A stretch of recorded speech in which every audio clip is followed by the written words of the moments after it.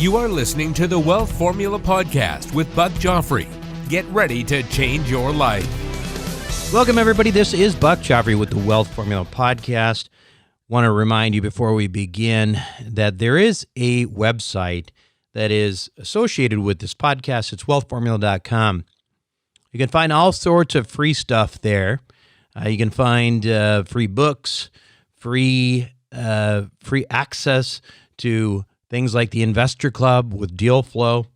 And also, if you are interested, you'll find some information on our Wealth Formula Network and our course called Your Roadmap to Real Wealth. All things that you can check out by simply going to wealthformula.com. Now, today I am going to talk a little bit about happiness. Talk about happiness. I got to tell you one thing, a little story before we begin, and that is that last weekend, my wife got me a pretty cool present. I went to Las Vegas with her. It's unusual for us to kind of go and leave the kids behind because we usually drag them everywhere we go, but we went to Vegas because she realized that I really like Ferraris, and even though she doesn't like them, she wanted me to have an opportunity to drive them really fast. So she got me these cool tickets to drive a Ferrari, and actually it was supposed to be a Ferrari and Lamborghini, but I couldn't really fit in the Lamborghini. So I got to drive 10 laps on a track on a Ferrari 488 GTB with a instructor at my side, so I didn't, to minimize the possibility of hurting myself significantly. But during that ride, I got all the way up to about 145 miles per hour. Man, that was cool. I would highly recommend it. It wasn't very expensive either. It was just a few $100. And I'm starting to think that maybe we ought to have like some sort of Wealth Formula meetup, and at some point that is surrounding some kind of an event where we can potentially get some people at a track or something. It could be really fun. Anyway, I called happiness sort of the ultimate asset, right? I mean, it's not something we think of as an asset, but it really is, right? It's really what everyone is after, and the question is, how do you get there? And sometimes people think, gosh, if I could only retire.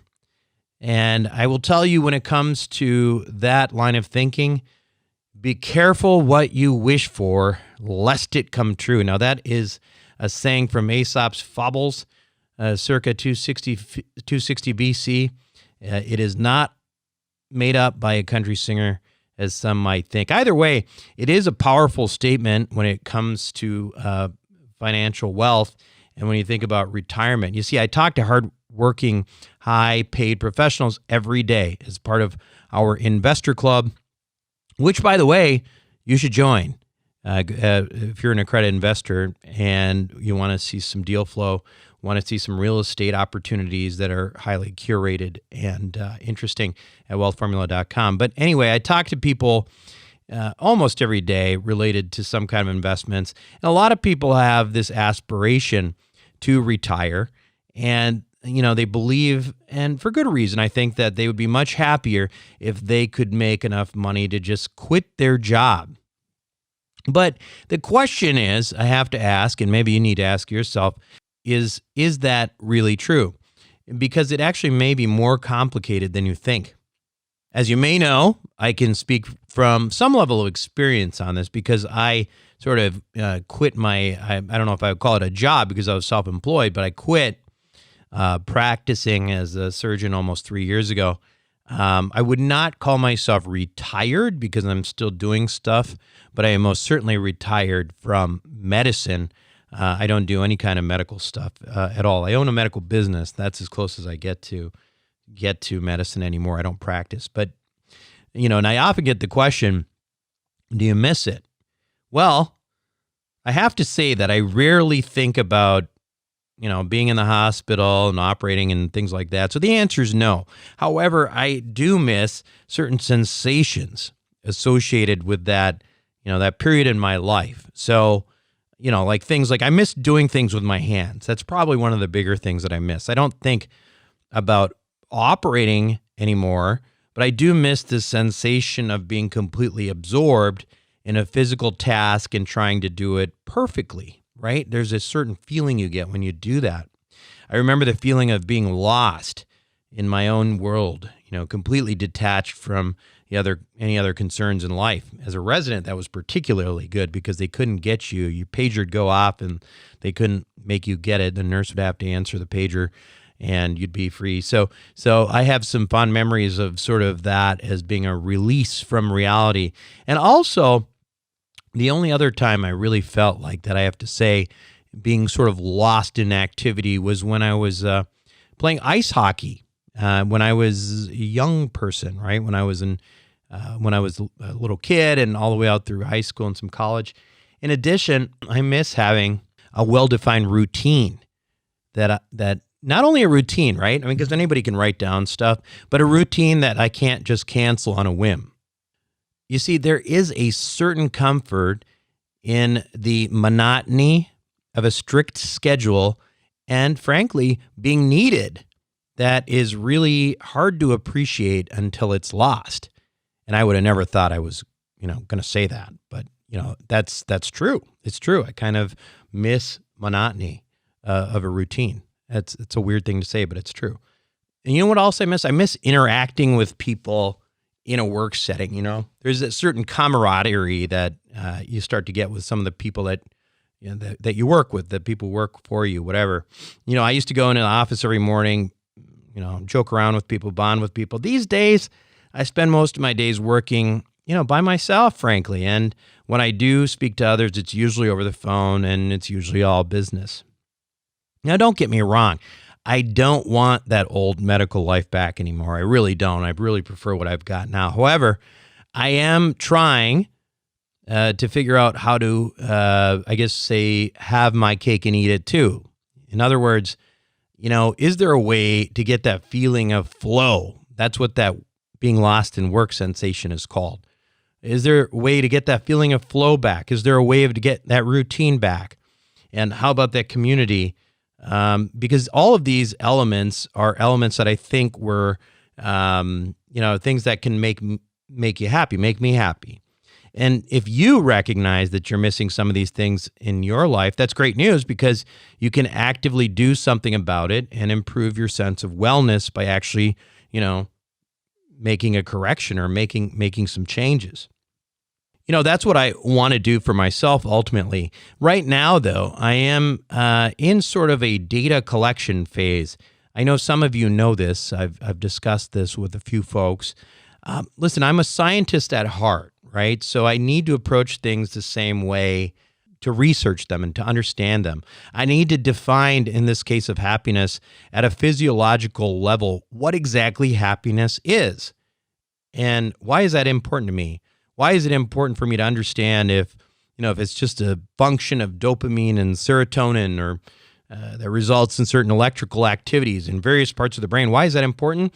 Because if there is some sort of physiologic causal, relationship between this thing that we call happiness, there has to be a way to alter that activity and understand how to do it in a reproducible fashion. That's the way I think. Maybe I'm wrong, but that's the way I think. But when I learn this stuff a little bit better and I understand it, I will certainly share that with you. But in the meantime, I'm relying on the experts in the field to help me establish sort of a larger framework for this thing that we call happiness. After all, what's all this money we are making for anyway, right? What's the point of creating all of the wealth, the financial wealth? Listen, people say money can't buy happiness. I don't agree with that. I think money can buy happiness to a certain extent, and I think that science actually has evidence for that. But it can't take you to that next level of, feeling a lot more joy than you might currently feel, that I think a lot of people long for. And I will also say that I have recently come to a realization that this is not a simple task, right? To get to that next level of holistic wealth, aka happiness, is not easy. It's going to require the same level of education and diligence as it required to become financially wealthy. I mean, think about it. That's a big deal, right? And we don't take it very seriously. Most people don't. I mean, I certainly don't. This idea of really learning about becoming educated in what it means to feel happy and trying to work towards it. It seems like a novel concept in a way. It's something that, only if you're like a frou-frou wellness guru are you really into that. Well, why? Why shouldn't all of us kind of be thinking that way? Anyway, that's my take on it. Anyway, learning about it and being able to implement the things in your life that will trigger this happiness is something that I'm really interested in. That's what I need to do. And I hope that you will be inspired to join me over the next year or two as we're going to start to put some further emphasis on this topic of what's known as positive psychology into the wealth formula milieu. That's not to say we're turning into a wellness show instead of a personal finance show, but it's all part and parcel, folks. I mean, listen, what's the point of being, wealthy and retiring if you're going to, not feel the joy that you can? I mean, so that's why we're doing this. And if you want to start working on this stuff in a meaningful way, a good way to start is to listen to my interview with today's guest, Joel Wade, who is in the field of positive psychology himself. When we come back, we're going to hear what all this happiness business is all about. Welcome back to the show, everyone. Today, my guest on Wealth Formula Podcast is Dr. Joel F. Wade, PhD. Joel began working with clients in 1980 as a marriage and family therapist. He's also taught at the graduate level and serves as a life coach for his clients. As a life coach, Joel helps clients to reach their goals in the service of creating a truly wonderful life, whatever the specific realities of their life might be. Joel, welcome to the program. Thanks, Chuck. It's great to be here. Yeah, it's good to have you too. Now, I know you went to UC Santa Barbara. Where I live right now is obviously nearby there. You were a water polo player, but how'd you get into the business of happiness? So I first got inspired to go into this work by Nathaniel Brandon and his wife Devers, 1979, 80, right around then. And I'd read his stuff, and I went to a workshop. I knew exactly what I wanted to do, which is a wonderful thing to have happen. Not everyone gets to know what they want to do. And their approach was very different from what I understood psychology to be, because they were focusing on what makes for a good life. Mm-hmm. Whereas most psychology, for most of the, its history, is focused on how do you treat these symptoms. Mm-hmm. And so that got me started originally. And then when Marty Seligman became APA president and had as his theme flourishing, and what became the positive branch of psychology, I felt like I was home. That's always been where I've come from. Because while we suffer with symptoms, we can have depression or anxiety or any number of different things, the big picture and trying to have a life that works, those symptoms get smaller in comparison. Whereas if you're focusing just on the symptom, it's easier to deal with the problems of life too. Right. So let's kind of talk about this idea of positive psychology, which is really focused on, it's almost like preventative psychology, right? Mm-hmm. I mean, the analogy here to medicine, right? Just rather than just reacting to symptoms, you're actually getting in there and, you're taking a role in sort of defining your well-being. I want to start out by just making a distinction, because when you do this kind of work, obviously you have to have some baseline. And that baseline in this case is, okay, well, how do we define some of these terms that we're after, like happiness and joy and well-being? And so in your work, how do you even start defining that so that if you want to attempt to achieve that, what it is that you're trying to go for? Yeah, exactly. Well, we can feel a happy moment in a lot of different ways. I mean, something good happening, getting what you want. You could take a drug or something and feel happy for the moment, but then have lots of negative downsides later. So my definition of happiness that I find useful is Aristotle's definition, which he would call eudaimonia, which has more to do with being happy about your life in general. So because life has lots of vicissitudes, we all have tragedies and loss and hard times and good times and wonderful things that happen. We're organic. We're not machines that just keep a steady state. So what's useful is to find a way of being where even when things are hard, even when things are challenging, you still can feel good about yourself and about your life.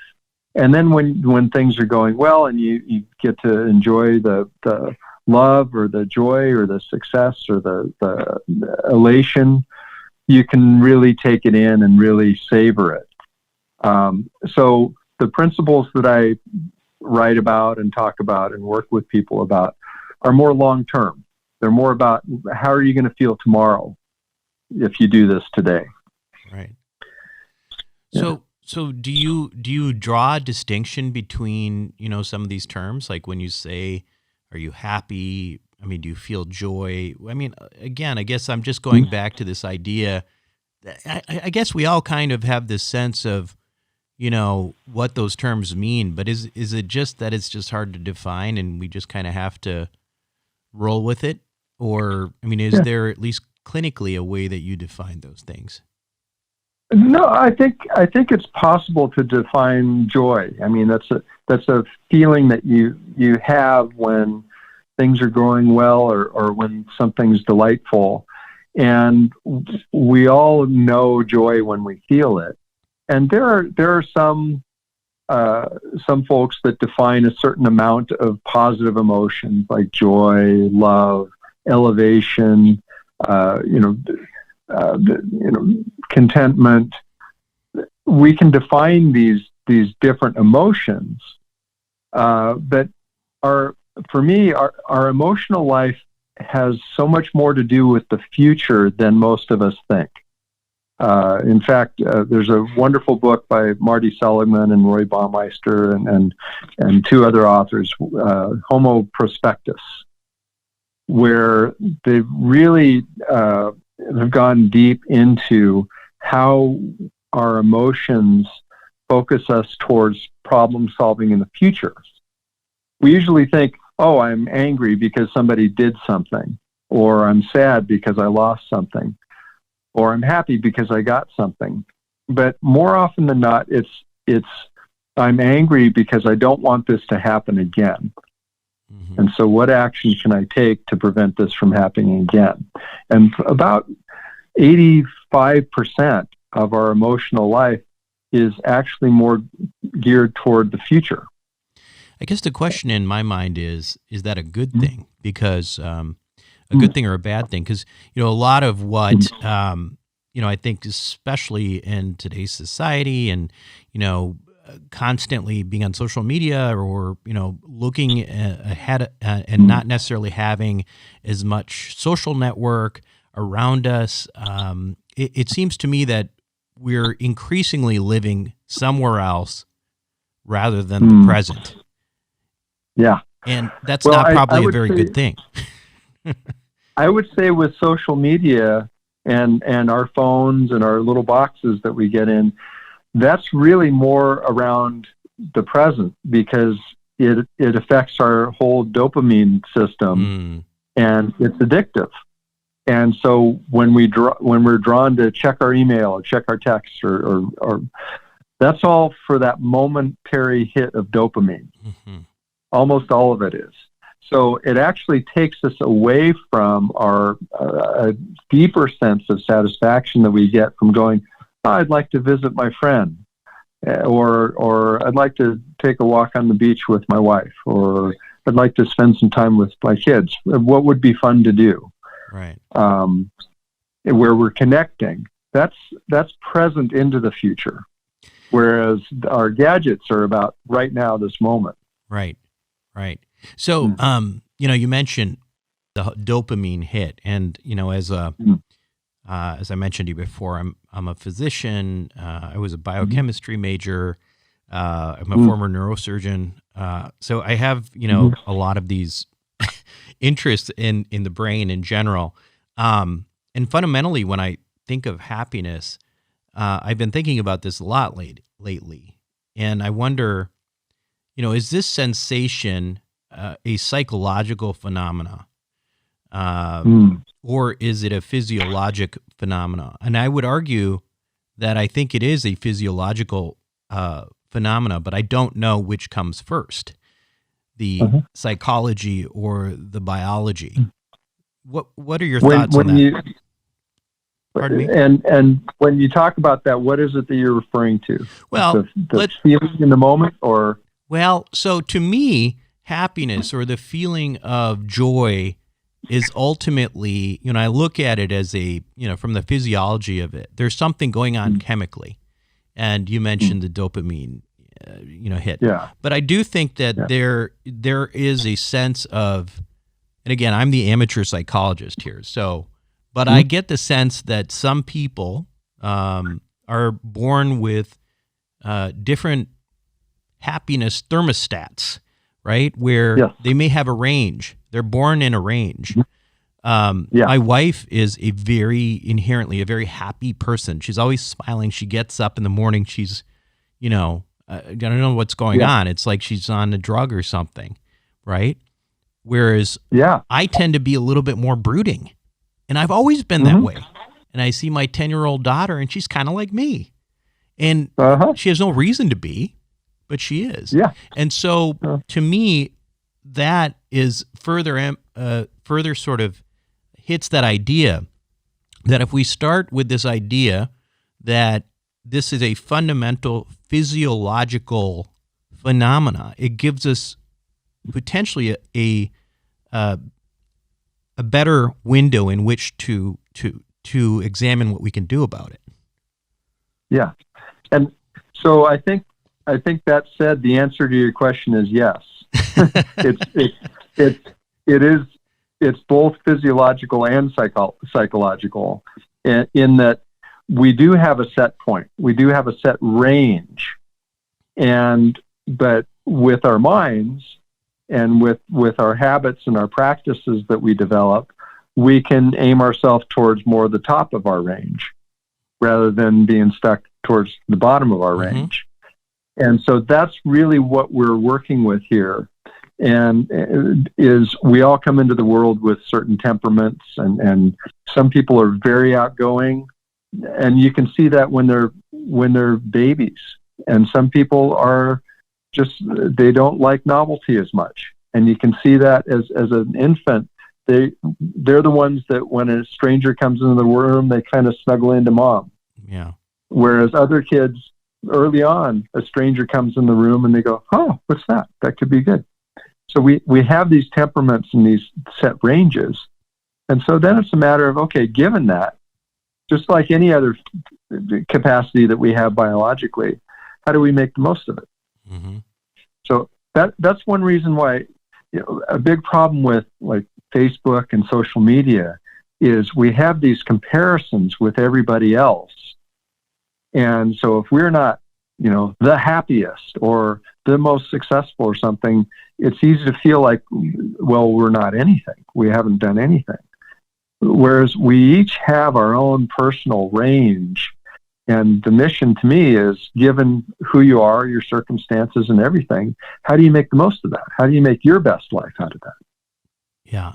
Do you think there are tools, and I'm sure you deal with these things in your coaching, et cetera, some of the, research behind mindfulness, meditation, things like that can allow you to to change the range of your thermostat. Let's put it that way, to make it so that you can achieve greater fulfillment or happiness, and by, essentially training your brain. Do you feel like in psychology there is any evidence of that you can do that? Absolutely, yes, yeah. There's no question about that. I mean, that's what my work is about. Is there's a lot of very practical things. For example, if you wanted to feel a moment of joy, the most effective thing you could do is do something kind for somebody else. And I can almost guarantee you, if you do something kind for somebody else, you're going to feel good. You're going to have this feeling that's really pretty wonderful. And it's immediate, and it's very predictable. If you want to feel happier in general, some of the things we've looked into around gratitude. So thinking about 3 good things that happen at the end of each day and reflecting on those. Thinking of somebody you're unambiguously grateful for and writing them a letter and bringing it to them and reading it to them. You can have about 3 months of a higher sense of well-being from doing that. So there are some very specific, tangible things that you can do that can boost your overall level of well-being and happiness. What do you, in your practice, what do you see the role of meditation, if any? Is this part of what your is this something that you think is very important? Maybe not for everybody. What's your take on it? Yeah, I think it's very important. There's a lot of great research, particularly on the mindfulness. And Barbara Fredrickson has done some work around the loving kindness meditation, and showing that if you practice that for 6 to 7 weeks regularly, it gives a significant boost to well-being that lasts. They're very, very useful. One of the things that I teach people to do, because not everybody's going to sit for an hour or even 15 minutes, but even just slowing and deepening your breathing for about 2 minutes can have a positive effect, especially if you tend to be stressed out and anxious a lot. That can really kind of settle you more into your higher brain function and part of our nervous system that's more calming, more connecting. And it just takes a couple of minutes, and it's not complicated. Another concept that, I actually think is interesting because of its relationship with the idea of mindfulness is flow. And I've heard you talking about this, and I've heard, others in the past, and I've always kind of connected this with mindfulness in a way. Can you, for our audience, maybe just define the idea of flow, and significance, and, how it might relate to a sense of well-being or happiness? Yeah. So flow is the state of total engagement and absorption in work or play. So it's that state where you get in and you don't notice time going by. You're not particularly noticing what you feel or what you sense. You're just all in with what you're doing. And it happens to be the state of mind where most of us feel the happiest. And Mihai Csikszentmihalyi did some wonderful research on this. And one of the things that he found is that what flow does is increases our complexity, and it organizes our mind. So, I mean, you can be in flow watching TV because you're absorbed in it, but it doesn't challenge you. It doesn't increase your complexity. So you don't have a sense of satisfaction afterwards. But if you have something where you have high skills and the challenge is high, so you have to stretch your skills to meet that challenge, then when you're in flow with that, afterwards, it's one of the best feelings you can have because you've organized your mind at a higher level from doing it. You're different from having done that in a way that maybe something with a low challenge wouldn't do, or if you're distracted and not absorbed in what you're doing. To me, there is a little bit of a parallel in there with, what we're trying to accomplish with mindfulness, right? Which is just being in the present, right? Mm-hmm. Do you, I don't know if there's any, and of course I'm always thinking about the, the physiology of this, but I wonder if there's any studies showing, any relationship between, the brain centers for flow and those that were activated during mindfulness. Yeah, I'm not familiar with any, but I wouldn't be surprised if there are. The difference, mindfulness, you're watching your own thoughts and emotions, and you're observing them. Whereas flow, you're absorbed in an activity. Mm-hmm. There's a physical element to flow. Yeah. And it's generally more external. But I wouldn't be surprised if when we're doing mindful meditation, we're in a state of flow doing that. So it's almost like maybe that's a subset of flow in a way. Yeah, and I'm curious too, because I know, I was an athlete as a kid, and I was completely obsessed with ice hockey growing up in Minnesota. And I know you were basically a world-class a water polo player. To me, that's when I think back of what people describe as flow, I think of some of the times when I was playing ice hockey, when I was a pretty good player, and it was all nothing else mattered, and there was a crowd for high school hockey, and you couldn't hear anybody. And is that kind of what you're talking about with flow?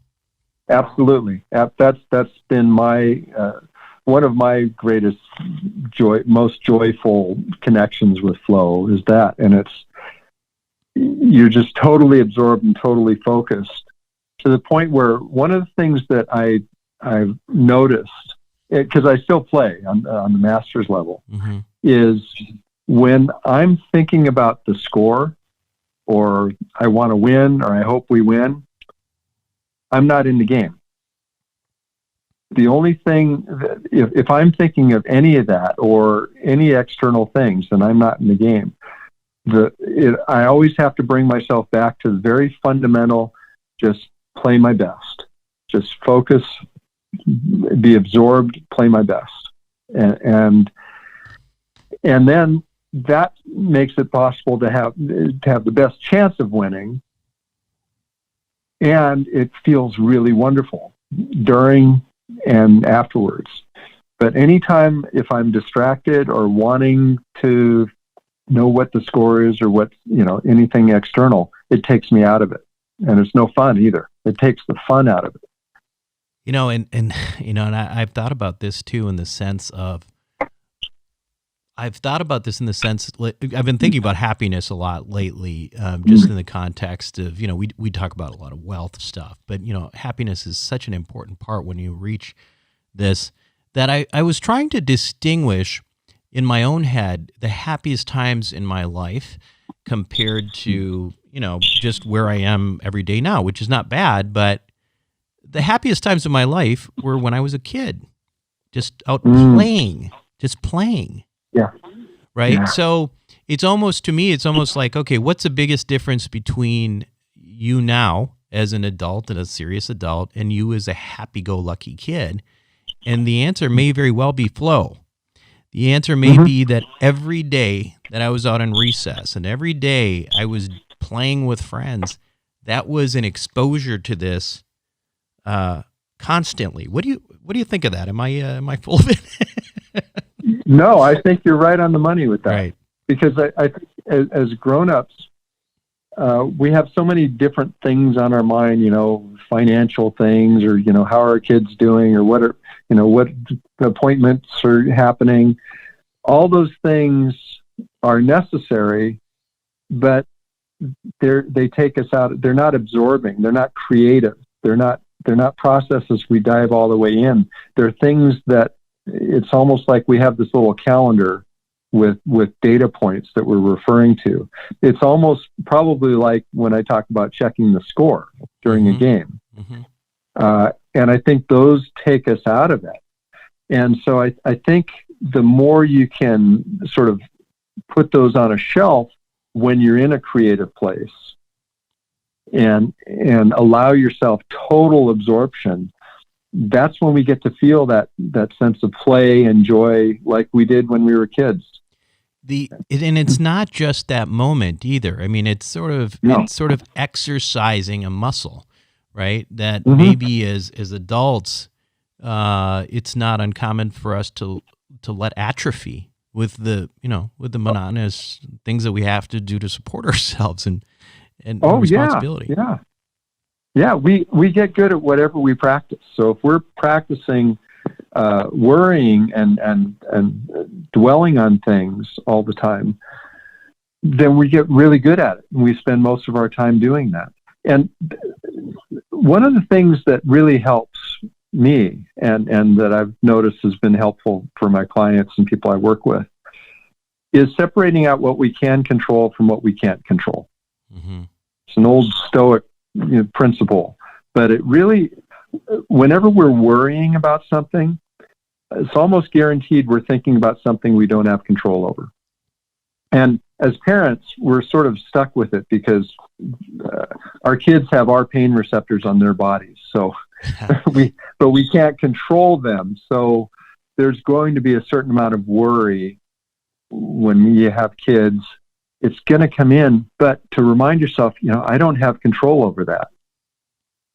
That's one of the things that can help you come back to, okay, what do I have control over? And those are the things we can really dive in and get into that state of flow about. One of the other things that I was thinking about regard to flow, and I wonder if this is at least a part of what you do with your clients, is, take a guy like me who was an ice hockey player, and that was really where I found my flow. I also found flow, by the way, when I was operating. I didn't really like practicing medicine anymore, but I did like operating. I know it sounds terrible, and you'll hear that from a lot of surgeons. I'm just being honest, but the truth of the matter is that was something that I really, when I was doing it, would give me this sensation. Okay, now I'm a retired surgeon. I've had back surgery 4 times, and I'm not really in shape. I can't really play hockey anymore. In some respects, do you feel like when people get into these situations, they have to figure out, okay, well, where can I find my flow now? And start going out and trying to discover new things? Yeah, absolutely. And the interesting thing is I was just reading something the other day about how really elite athletes in that state of flow, their eyes have a certain quality to them where they focus a little more before and after an event, a shot or something, than somebody that's not so good. And so that focus, and they've also found that with surgeons. Mm-hmm. So the chances are you're feeling the same quality while you're doing surgery as you were playing hockey, very different circumstances. Right. But I would say, it's very important to find something where you can have that kind of intensity. That's one of the reasons I still play water polo is it just feels so good to be all in with that. And even though it's slower at 60, it's a much slower game than at 20, it feels the same. And there's the same intensity of it. I want to ask you one more question because, at the end of the day, this is, this is a personal finance show as well. And just to shift a little bit, on the topic of money, is personal finance, can money buy you happiness? And if so, how much money do you need? $100,000. Yeah. So there was a Princeton study on this, I believe, right? Something. Yeah. Yeah. And what was the gist of it? So I think it depends on where you live, but basically the biggest return for happiness is when you have your basic needs met. Yeah. So you have food, shelter, clothing, and you're not in a state of anxiety over, or you can be able to make your rent or something. So once you've established that, that's the biggest increase in happiness. And a lot of people say, well, then that's all you need and that's that. But it also grows as you earn more money, depending on what you do. I think at that point, all the different factors come in. So like, are you making more money at something you hate? Well, that's not a good trade. but are you making more money and you love your work? That's going to have a more of a synergistic effect. And so beyond your fundamental needs, then the other questions really matter. Right. But it does make a difference, particularly when you get beneath that level, that's when it really hits our survival level. Right. And it's scary. Yeah. So the interesting thing, so I think this was, and it's a good point that you bring up, that it probably should be based on where you live too, like in Southern California versus, Mississippi or Alabama.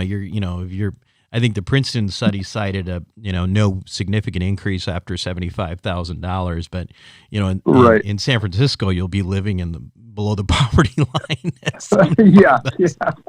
So exactly.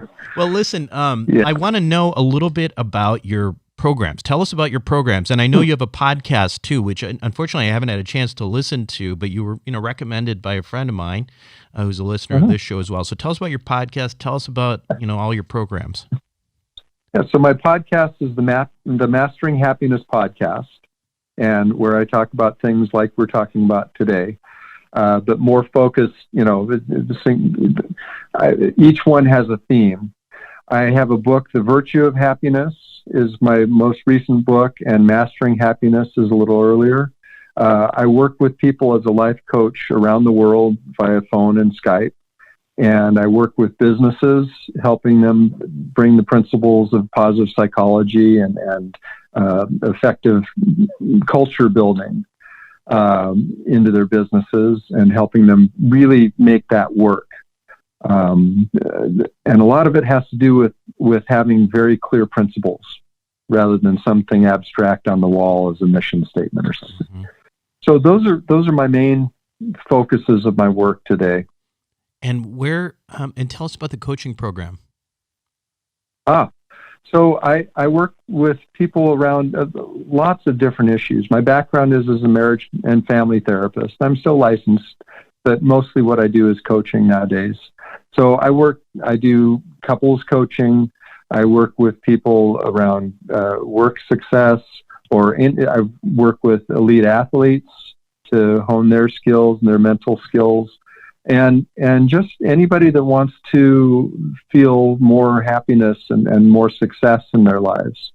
And it takes lots of different forms. I have the honor of working with a lot of different people around different things.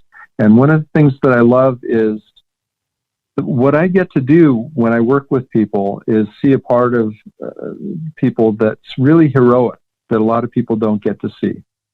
And that's what's really sort of profound for me, is the unseen heroism and courage that we bring, that maybe it's around things we don't even talk about with people. Got it. So, and if somebody might be interested in your coaching, how can they find out about this? Is there a website? Yeah, my website is drjoelwade.com, drjoelwade.com, and all my contact information there, and there's a little thing you can write if you're interested in coaching. I offer a free conversation by phone to see if it's a good fit. I don't like to charge people if I'm not the one to help them. And so everything, you can find that all on my website. Fantastic, Joel. So thank you so much for your time and for being on Wealth Formula Podcast today. My pleasure. This is a lot of fun. I'll be right back. Welcome back to the show, everyone. Hope you enjoyed it. I, again, take this topic of happiness very seriously because I consider it a component of wealth. I don't think of it as something that's separate. I think of it as, ultimately it's just an asset. It's the ultimate asset that we should, and ultimately most of us are after. We think about retirement. We think about having a lot of money, but what is it all for? It's, hopefully to make us happier than we are now, right?